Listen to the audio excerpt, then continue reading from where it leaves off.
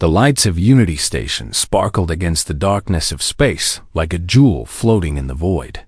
Inside the grand hall, thousands of beings from across the galaxy gathered for the Festival of Eternal Peace. Taeyang stood near the viewing platform, watching the celebration with a slight smile. 15,000 years. 15,000 years without a major war. It seemed impossible, yet here they were. His son Haiyan-Wu tugged at his sleeve. The 8-year-old boy pointed at a group of Valak's children, their insectoid bodies clicking and chittering as they played a game with energy spheres. "Can I go play with them?" Haiyan-Wu asked. Taeyang nodded, ruffling his son's dark hair. "Stay where I can see you." He watched Haiyan-Wu run off, joining the alien children without hesitation. That was the gift of this age. Children who knew nothing of hatred or fear between species. Children who saw friends, not enemies. Beautiful, isn't it? Ji-Woo approached from behind, her captain's uniform crisp and formal. She carried 2 glasses of something blue and fizzing. Hard to believe our ancestors nearly destroyed themselves before joining the council. Taeyang accepted the drink but didn't sip it. We've come a long way. Humanity was barely holding itself together when the council found us. Now look at us. Trusted diplomats, peacekeepers. The calmed ones, Ji-Woo said with a slight grimace. I never liked that name. It's accurate, Taeyang replied. We chose to calm ourselves, to suppress the violence in our nature. That's what allowed us to join galactic civilization. Across the hall, Sora moved through the crowd with practiced efficiency. As chief of human security forces on Unity Station, she made everything look easy. But Taeyang knew the truth. Her job was mostly ceremonial now. There hadn't been a real security threat in centuries. The weapons she and her team carried were more symbolic than functional. The festival continued with speeches and performances. Representatives from the Renth Commonwealth floated onto the stage, their energy-based forms shifting through colors that represented emotions. They spoke of unity and understanding. The Coal Empire's ambassador, a towering reptilian figure named Vorth, talked about setting aside ancient grudges. Taeyang had heard it all before. Every year, the same themes. Peace, unity, progress. And every year he believed it a little less. No, that wasn't quite right. He believed in peace. He just wondered sometimes if they had forgotten something important in their rush to achieve it. But those were dangerous thoughts for a human diplomat.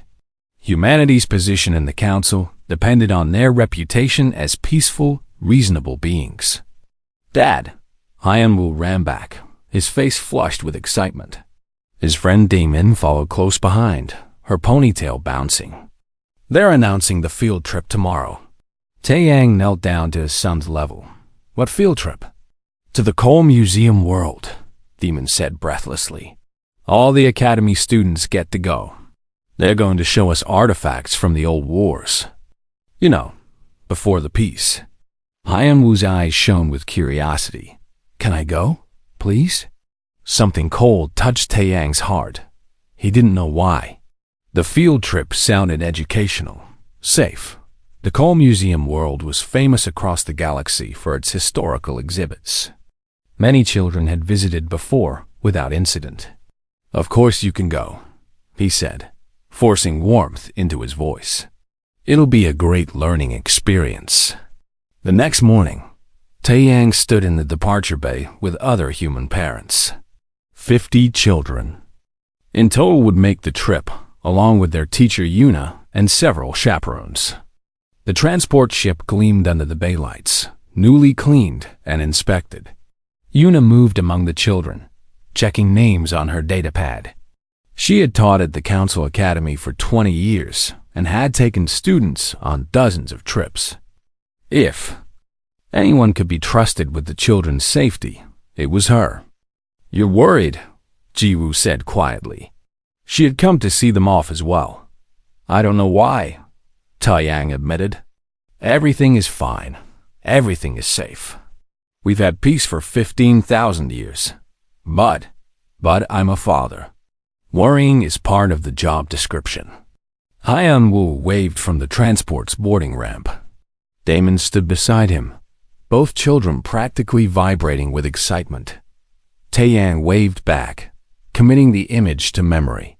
His son, happy and safe, living in a galaxy where such innocence was possible. The transport's engines hummed to life. Standard procedure required a 48-hour journey to the museum world, with several checkpoints along the way. The Galactic Council took child safety seriously. Every transport carrying young beings was tracked continuously. Emergency protocols were in place for even the smallest problems. Taeyang watched until the transport disappeared into the starfield. Then he returned to his duties. The day passed normally. Meetings about trade agreements. Discussions about resource allocation.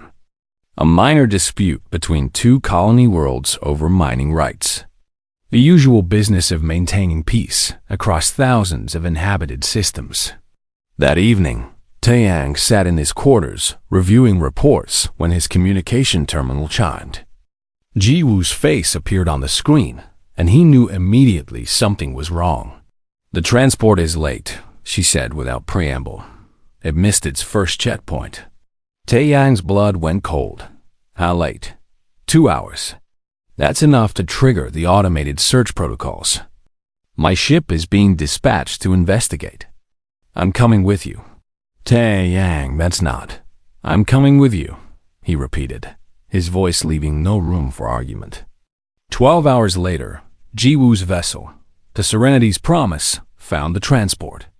It drifted in space, all lights dark except for emergency beacons. No response to hails, no life signs except one.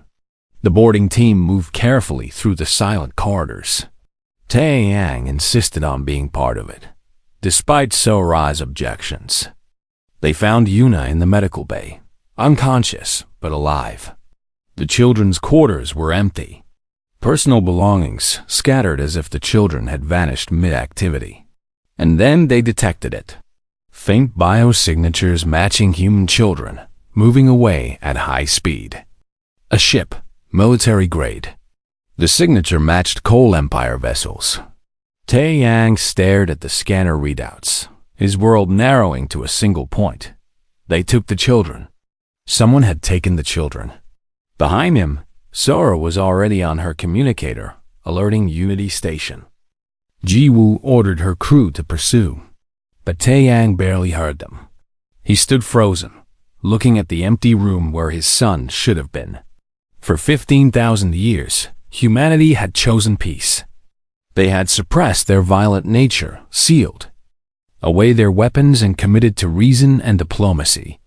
But as Taeyang stood in that empty transport, surrounded by scattered toys and abandoned homework, he felt something ancient stirring in his chest. Something humanity had worked very hard to forget. The festival of eternal peace had ended. And what came next would remind the galaxy why humanity had needed to calm itself in the first place. Yuna woke up 3 days later. Her memories were gone, wiped clean by some kind of neural device. The medical team on Unity Station worked around the clock, but could only recover fragments. She remembered the children boarding. She remembered the journey beginning normally.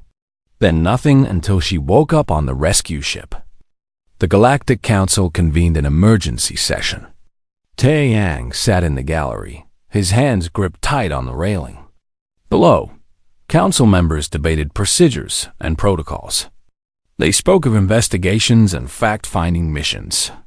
They talked about not jumping to conclusions. Taeyang wanted to scream.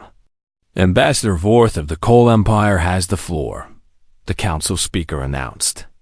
The tall reptilian stepped forward, his scales gleaming under the chamber lights. "The Coal Empire categorically denies any involvement in this unfortunate incident," Vorth said, his voice deep and measured. "We are as shocked as everyone else. We have opened our borders to council investigators and will cooperate fully. It was a perfect diplomatic response, reasonable, cooperative, completely useless." Isiel, a junior council investigator, approached Taeyang after the session. She was young for her position, but her eyes were sharp. "I've been reviewing the tracking data," she said quietly. "The coal ship that took the children didn't go to any registered coal world. It went to the Forbidden Zones." The Forbidden Zones were regions of space sealed off after the last great wars, before the Long Peace began. Old battlefields, abandoned military installations, places where the galaxy's dark past was locked away and forgotten. "Which zone?" Taeyang asked. "Zone 7. There's an old prison world there called Krath 7. It was abandoned thousands of years ago." Isiel paused.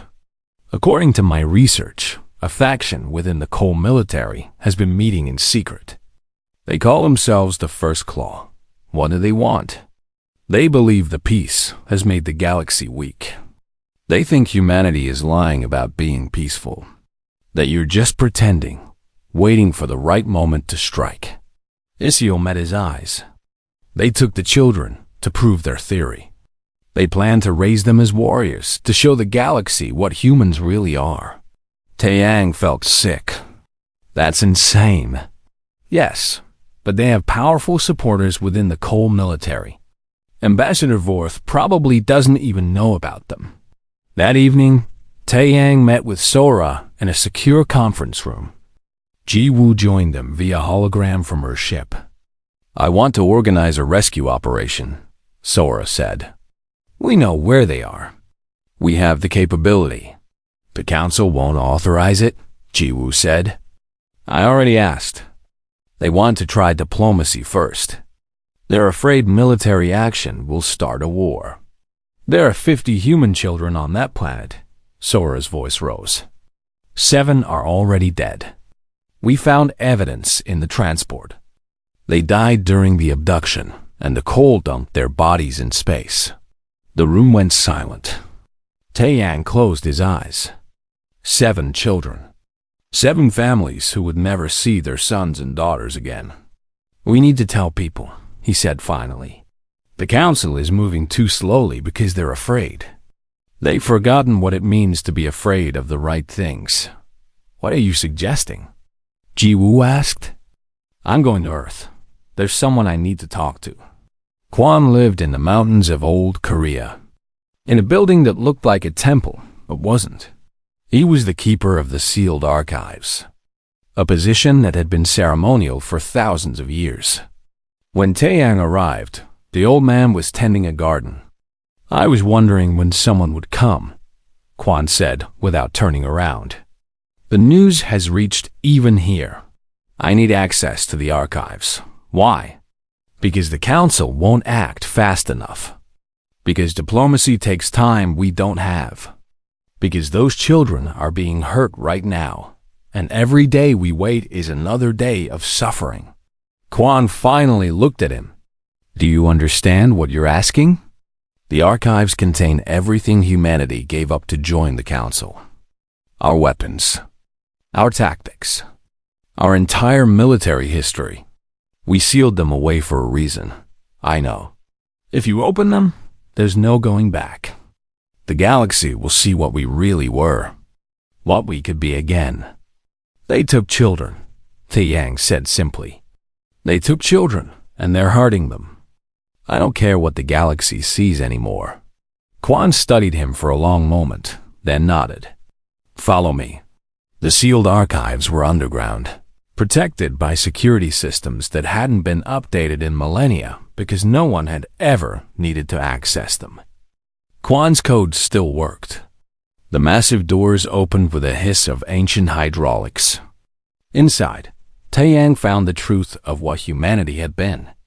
Rows and rows of data cores, weapon schematics, training programs, historical records of every war humanity had ever fought, analysis of tactics and strategies, psychological studies of combat effectiveness. Everything a species needed to wage war at the highest level. Humanity hadn't just been violent. They had been brilliant at violence. They had studied it, refined it, turned it into a science. The records showed wars fought across Earth for thousands of years before first contact. And in every war, humans had learned. They had adapted. They had become more efficient at destroying each other. "We gave this up," Quan said quietly. "We looked at what we were becoming and chose to stop. We chose peace." "I know," Taeyang said. "But now I'm choosing something else." He accessed the communication system, bypassing normal council channels. The message he sent went directly to every human settlement in the galaxy. Every colony, every station, every ship. The message was simple. They took our children. 43 are alive on Krath 7. The council is debating. We need to act now. Who will stand with me? The response was immediate. Within hours, Taeyang's terminal was flooded with replies. Thousands of them. Then tens of thousands. Humans he had never met, living lives they had built in peace, all saying the same thing. Tell us what to do. On a farming colony at the edge of known space, a man named June watched the message. He was old now, his hair white. He had been a military commander once, back when Earth still had a military. He had spent the last 1,000 years growing food and trying to forget. But he remembered now. He remembered everything. June walked to his storage shed and moved aside false panels he had installed centuries ago. Behind them, preserved in climate-controlled cases, were his old uniforms and equipment. Things he had promised himself he would never touch again. He touched them now. Across the galaxy, similar scenes played out. Humans who had lived peaceful lives for generations suddenly remembered skills they thought they had lost. A doctor who had once been a combat medic. A teacher who had studied tactical theory as a hobby. An artist who could still field strip a rifle blindfolded. The galaxy had assumed humanity's capacity for war had atrophied from disuse. They were about to learn otherwise. Some things once learned are never truly forgotten. Taeyang stood in the archives, watching the responses flood in. Beside him, Quan looked troubled. "Do you know what you've started?" the old man asked. "I'm saving my son," Taeyang replied. "I'm saving all our children. And after? When the galaxy sees what humans can really do." Taeyang thought of Haiyan Wu, somewhere on a dark planet, afraid and alone. He thought of the council's endless debates while children suffered. He thought of 15,000 years of peace built on everyone forgetting what humanity had been capable of. "Then they'll finally understand," he said. Peace wasn't weakness. It was a choice. And they should have been very careful not to make us choose differently. The transformation happened faster than anyone expected. Within a week, humanity had shifted from peaceful citizens to something else. Something the galaxy hadn't seen in 15,000 years. Mina stood in a research center on Earth, surrounded by holographic displays showing cold military doctrine. As a xenanthropologist, she had studied alien cultures for decades. Now she turned that analytical mind toward understanding how to defeat them. Their tactics are based on honor, she explained to a room full of humans who had volunteered for the rescue mission. They believe in direct confrontation, territory control, linear advancement. They fight like chess players who only move pieces forward. "And humans?" someone asked. Mina smiled grimly. "Humans fight to win. We use deception, misdirection, asymmetric warfare. We don't care about honor. We care about results." June arrived on Earth 3 days after Taeyang's message. He walked into the command center that had been established in the old United Nations building, a structure that hadn't been used for its original purpose in millennia. Young humans looked at him with respect and uncertainty. He was a relic from another age. "I served during the last wars before the peace," June told them. "I commanded fleets when humanity still fought each other. I know things the archives can teach you, but only if you're willing to learn." They were willing, desperately willing. Training began immediately. The sealed archives contained everything needed to rebuild humanity's military capability. Weapon designs were sent to fabrication centers. Ships were retrofitted with systems that had been theoretical for thousands of years. Humans who had been engineers and scientists days ago now worked on plasma cannons and shield penetrators. The Council watched in growing alarm. Emergency sessions were called. Ambassadors from other species demanded explanations. The Wrenth Commonwealth sent a delegation to Earth, their energy forms flickering with agitation. "You are violating the peace accords," their speaker said. "You swore to abandon militarization." Tang Yang, who had returned to Unity Station to coordinate the response, met with them personally. "We swore to seek peace. We kept that promise for 15,000 years. But the Accords also guarantee the safety of all citizens. Where was the Council when our children were taken? We are working through proper channels. It's been 2 weeks. 2 weeks while children are imprisoned. 2 weeks while the Cold First Claw does whatever they want with them. Your proper channels are too slow." The Wrenth delegation departed without agreement. That night, the Council issued a formal censure of humanity's actions. It meant nothing. Humanity was moving forward regardless. Sora worked 18-hour days organizing the security forces. She had a team of 30 before. Now she had 30,000 volunteers. Former civilians who remembered training they thought they had forgotten. The muscle memory was still there, buried under years of peace. Donha, her second-in-command, watched a training session with visible discomfort. "This feels wrong," he said. "We're becoming what we promised not to be." "They took children," Sora replied. It had become the universal response, the phrase that justified everything. And it was true. Every human felt it in their bones. Something fundamental had been violated. Intelligence came in constantly. Isiel, defying her council superiors, fed information to the humans. She had reviewed every surveillance record, every communication intercept. The picture became clearer. The Cold First Claw had 43 human children on Krath 7. They were being held in an old military facility, deep underground. The children were being subjected to education designed to bring out their violent nature. Combat training, isolation, psychological pressure. The First Claw believed that without the civilizing influence of human society, the children would revert to humanity's supposed true nature. They didn't understand. Human children were human.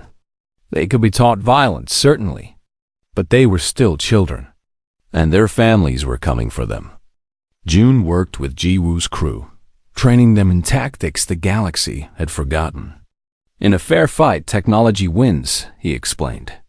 "But we're not going to fight fair. We're going to fight smart." He showed them historical records, ancient Earth military operations, strategies used in wars thousands of years ago. The principles hadn't changed.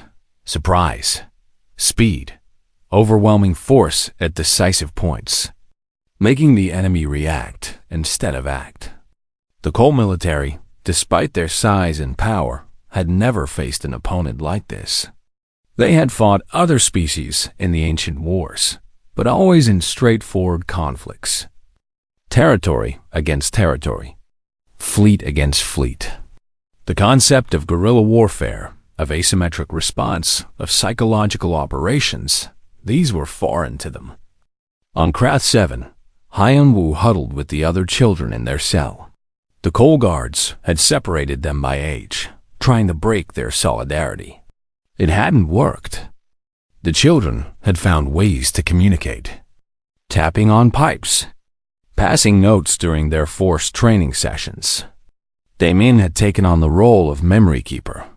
She had a perfect recall for details and had been documenting everything. Guard rotations, facility layout, weak points in security. She shared this information with the others, preparing for a rescue she had to believe was coming. "Do you think they'll come?" a younger child asked Hyun-woo one night. "My dad will come," Hyun-woo said with certainty. "All our families will come." He didn't know how right he was. 10 days after the abduction, Taeyang assembled what humanity was calling the War Council. It wasn't an official council body. It had no legal authority, but it had something more important: the backing of every human in the galaxy. The meeting was held via hologram, connecting thousands of locations. June was there, along with Jiwoo, Sora, Mina, and representatives from every major human settlement. "We're ready," June said simply. "We have 50 ships retrofitted for combat, 15,000 trained personnel, special operations teams prepared for planetary insertion. We can launch within 48 hours. The Council is demanding we stand down," Taeyang said. "They're threatening sanctions, possible expulsion from the galactic community. Do we care?" Sora asked. Silence fell over the connection. Every human present knew what they were risking. 15,000 years of integration with galactic society, trade partnerships, cultural exchange, everything humanity had built since joining the stars. "I have a message prepared for the Coal Empire," Taeyang said finally. "One last chance before we act." He sent it directly to the Coal homeworld, bypassing official channels. The message was simple and direct. "Return our children within 10 days unharmed, or we will come to retrieve them. And when we're done, you'll understand why humanity chose peace." The Coal government's response came within hours. Ambassador Vorth, looking strained, insisted the Empire had no knowledge of the children's whereabouts. The First Claw operated independently. The government was investigating. They needed more time. Taeyang played the message for the War Council. "They're stalling. The First Claw has supporters high enough in their government to protect them. Then we stop asking permission," June said. "We take our children back." The vote was unanimous. Jiwoo took command of the First Fleet, as they were calling it. 50 ships didn't sound like much compared to the Coal Empire's military. But these ships had been designed by people who understood that wars weren't won by size alone. As the fleet prepared to launch, the galaxy held its breath. Other species watched the humans with a mixture of fear and fascination. The peaceful ones were peaceful no more. But what would they become instead? Taeyang stood on Unity Station, watching the fleet depart. He thought about his son, somewhere in the dark, waiting. He thought about all the children, all the families separated by an act of cruelty. And he thought about the choice humanity had made 15,000 years ago to put away their weapons and seek peace. It had been a good choice, the right choice. But some things were worth fighting for. The Coal Empire refused to return the children. Their government issued a statement claiming they needed more time to investigate. The First Claw remained hidden, protected by sympathizers within the military command. The galaxy's diplomatic machinery ground slowly while 43 children remained imprisoned. On the 10th day, humanity's patience ended. Young-Soo piloted the lead stealth craft toward Craft 7, his hands steady on the controls despite his racing heart. He had been a civilian transport pilot 2 weeks ago. Now he was flying a ship that barely registered on sensors, carrying a special operations team toward an enemy planet. 5 minutes to insertion, he said calmly. Behind him, Juan checked his team's equipment one final time. 12 operators, each trained to a level the galaxy hadn't seen in millennia. They wore armor designed from archive specifications, carried weapons that were frighteningly efficient.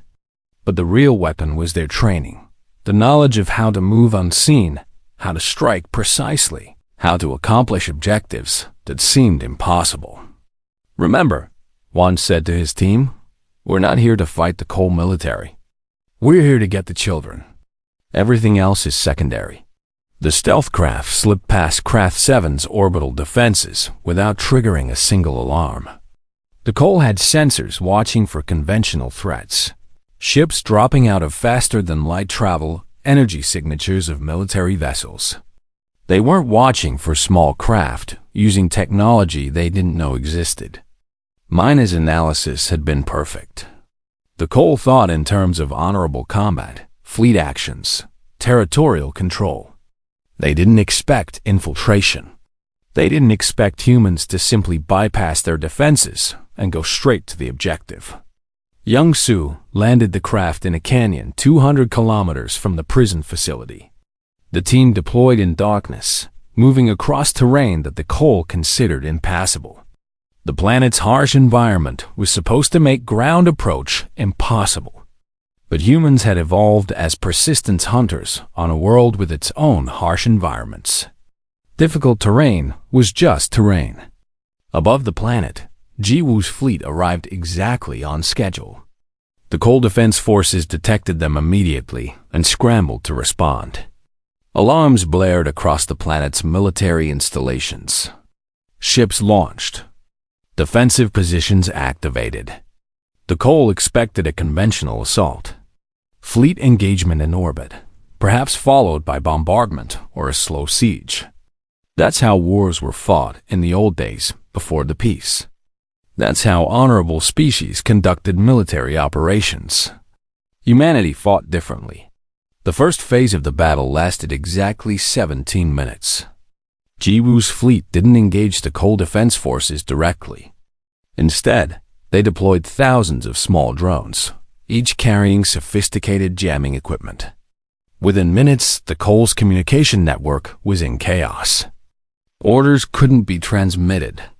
Sensors gave conflicting readings. Coordination collapsed. "They can't talk to each other," Nari reported from her communication station. She was monitoring every frequency the Cole used, cataloging their responses, feeding data to the tactical computers. Their doctrine requires centralized command. Without communication, they default to defensive positions, which was exactly what humanity wanted. An enemy sitting still was an enemy that could be avoided. Juan's team reached the prison facility as the orbital chaos began. The guards outside were distracted, looking up at the sky where they could see flashes of light from the battle above. They never saw the human operators approach. The facility's security was designed to keep prisoners in, not attackers out. Juan's team bypassed the main entrance entirely, using cutting equipment to open a hole in the facility's lower level. They were inside in under 2 minutes. Bora led her medical team through the corridors, following the building schematics Israel had provided. They moved quickly but carefully. The goal wasn't to fight guards unless necessary. The goal was to reach the children. Above them, the Cole commander on Craft 7 tried desperately to coordinate a response. His forces were scattered, his communications disrupted, and the human fleet was doing something he couldn't understand. They weren't trying to win a battle.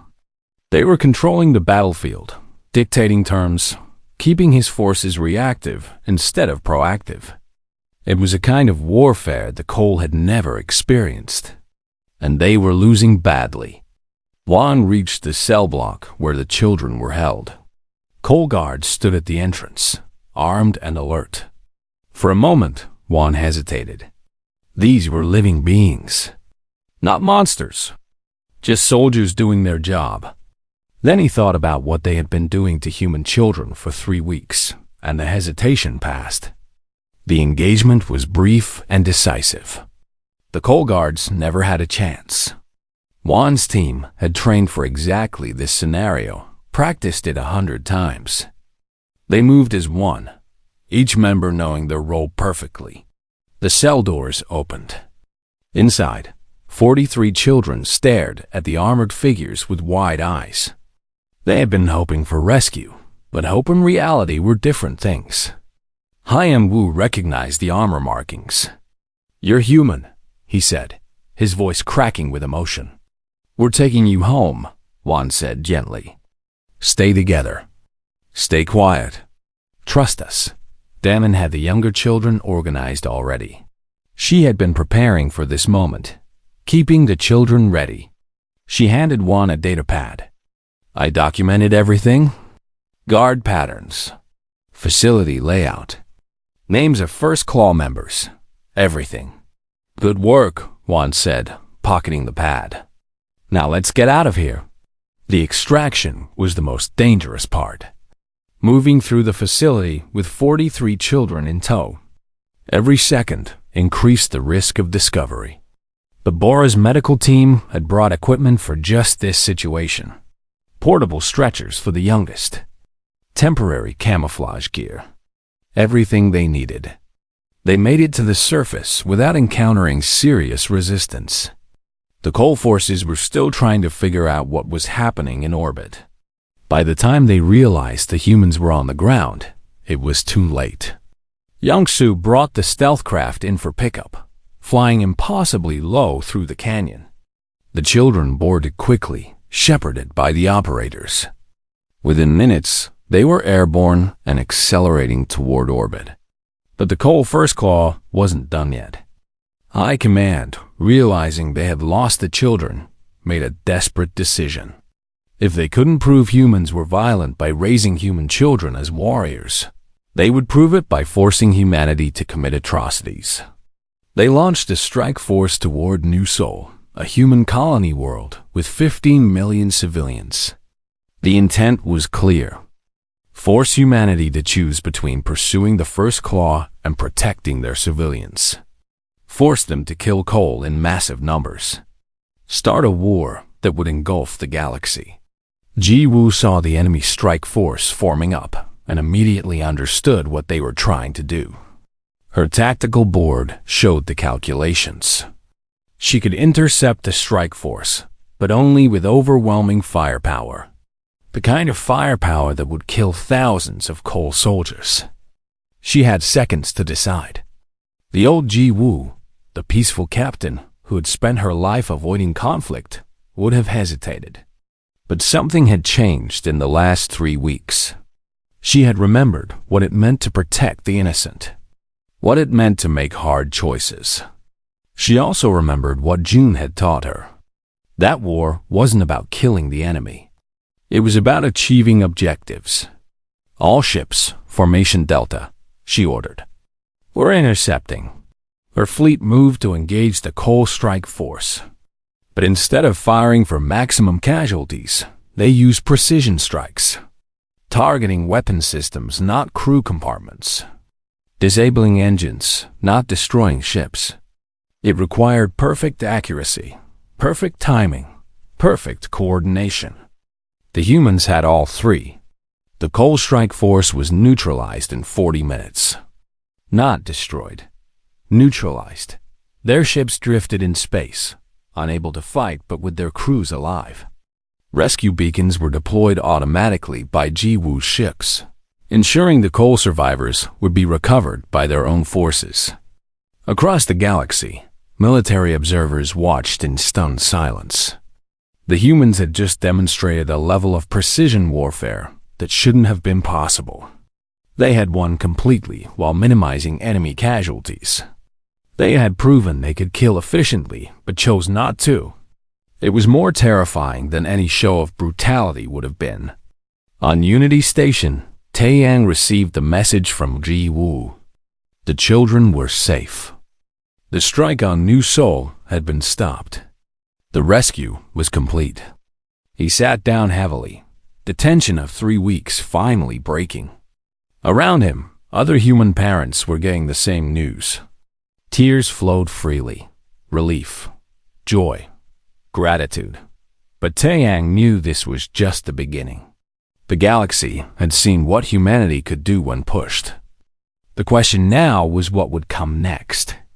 The transport carrying the children docked at Unity Station 8 hours later. Taeyang stood at the airlock with dozens of other parents. When the door opened and Hyan-Woo stumbled out, thin and tired but alive, Taeyang caught his son in his arms and held him tight. "I knew you'd come," Hyan-Woo whispered. "Always," Taeyang said. We'll always come for you." Behind them, the galaxy was still reeling. Humanity had just fought their first war in 15,000 years. They had fought it with precision, skill, and restraint that shocked everyone. And they had proven that the long peace hadn't been weakness. It had been a choice that could be unmade when necessary. The Galactic Council chamber had never been so quiet. Every species had sent representatives. Every screen showed the same footage, images from the rescue operation that had shocked the galaxy. Human ships moving with impossible precision. Human soldiers extracting children from under the nose of a major military power. A war that had lasted 10 hours and left the aggressor humiliated but mostly intact.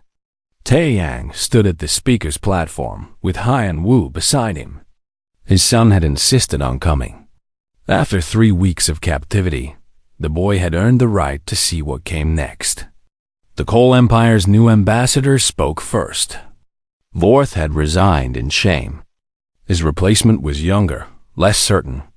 The Coal Empire formally apologizes for the actions of the First Coal. We have arrested those responsible and dissolved their organization. We will pay any reparations the Council deems appropriate. There was no defiance in his voice. The Coal had been defeated so thoroughly, so completely, that they had no room for pride. Their military leadership had been exposed as incompetent. Their tactics had been dissected and found wanting. Worst of all, they had failed to understand their enemy. Seok, a galactic historian who had been documenting everything, stepped forward next. I have reviewed the entire conflict. What humanity demonstrated was not just military capability. It was restraint. They could have destroyed the Coal Strike Force completely. They chose not to. They could have invaded Krath 7 in force. They chose surgical extraction instead.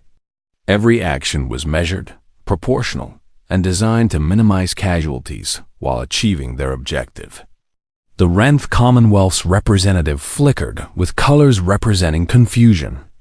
We don't understand. You claimed to be peaceful. You gave up war. Yet you proved yourselves to be perhaps the most effective warriors the galaxy has seen. Taeyang stepped forward. We claim to choose peace. We never claimed to be weak. He activated a holographic display showing the sealed archives. 15,000 years ago, humanity made a decision. We looked at what we were becoming, and we didn't like it. We had turned war into a science. We were getting better and better at destroying ourselves. So we chose to stop. The display showed images from Earth's history. Ancient wars. Modern wars. The steady progression of humanity's capacity for violence. And then the moment of choice, when first contact with the Council had given humanity a reason to change. We sealed away our weapons and our knowledge, Taeyang continued. We joined the galactic community as peaceful beings. But we never forgot what we had been. We just chose not to be that anymore. Until now, someone said from the gallery. Until they took our children, Taeyang corrected. We have a saying on Earth. There are 3 things all wise people fear. A storm at sea, a night with no moon, and the anger of a gentle soul. The galaxy forgot to fear the third one. Haiyan Wu stepped forward then, surprising everyone. Taeyang hadn't known his son wanted to speak. But the boy walked to the microphone with a confidence he hadn't had before his captivity. The Coal First Claw thought they could make us violent, Haiyan Wu said, his young voice carrying clearly through the chamber. They thought if they heard us enough, we would become like they imagined we were. But they didn't understand. Humans aren't violent because we're weak. We can be violent when we need to be. But that's different. He pulled out the datapad Demon had given the rescue team. My friend Demon recorded everything they did to us. She made notes about the guards, the facility, everything. She did it because she knew someone would come for us. That's what humans do. We protect each other. We protect children. All children. J, a human council member who had been quiet until now, stood up. I want to propose something. A new treaty. The Children's Accord. Any act of violence against children of any species will be considered a universal violation. Not a crime against one nation, but against all civilized beings. The debate that followed lasted hours. But in the end, the vote was unanimous. The Children's Accord passed with full support from every council species, including the Coal Empire. 3 years later, Hyun-woo stood in the rebuilt Council Academy. He was 11 now, nearly 12. Taller, more serious. The younger children who had been taken with him carried similar changes. They had experienced something the galaxy's other young beings hadn't, and it showed. The Academy's reopening ceremony was attended by thousands. The building had been redesigned with new security measures, new protocols. But more importantly, the curriculum had changed. Students now learned about the Children's Accord, about why protecting the innocent mattered more than politics or power. Hyun-woo gave a speech that day. He talked about his captivity, about the rescue, about what he had learned. Peace isn't just the absence of fighting, he said. Real peace is when everyone agrees that some things are worth protecting together. Damon stood with the other survivors, listening to her friend speak. She had become something of a minor celebrity, the child who had documented the First Claw's crimes. But she didn't like the attention. She preferred to remember that she and the others had survived because people cared enough to come for them. Tang had returned to his role as ambassador, but everything was different now. The sealed archives remained open. Humanity maintained a small but highly trained defense force, integrated with what the Council now called the Protective Services. June led the training program, teaching not just humans, but volunteers from other species. The purpose of warrior skills, June told his students, is to make their use unnecessary. You train so hard that no one wants to fight you. You become so capable that conflict becomes the worst option for any potential enemy. The galaxy's view of humanity had shifted dramatically. They were no longer the calmed ones. The Valix Collective had started calling them the Guardians, and the name had stuck. Humans who had proven they could fight but chose to protect instead.